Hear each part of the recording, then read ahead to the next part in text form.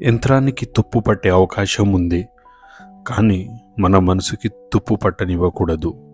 యంత్రం ఆగితే కొంచెం ఆయిల్ వేసి మళ్ళీ నడిపించవచ్చు, కానీ మన ఆలోచనలు ఆగిపోయిన రోజు మన జీవితం కూడా అక్కడితో ఆగిపోతుంది. భాగాలు చెడితే యంత్రం పనికి రాదు. అలాగే మనసులో భయం, అలసత్వం, నెగిటివిటీ చేరితే మన సామర్థ్యం కనిపించదు. కష్టాలు వస్తాయి, అవి తాత్కాలికంగా. అపజయాలు వస్తాయి, అవి పాఠాలు మాత్రమే. కానీ నమ్మకం కోల్పోతే మాత్రం విజయం దూరం అవుతుంది. కాబట్టి మనసు ఎప్పుడు శుభ్రంగా ఉంచండి, ఆలోచనలను బలంగా ఉంచండి, లక్ష్యాన్ని వదలకండి. యంత్రం కాదు, మనమే మన శక్తి. మనసు బలంగా ఉంటే విజయం తప్పదు.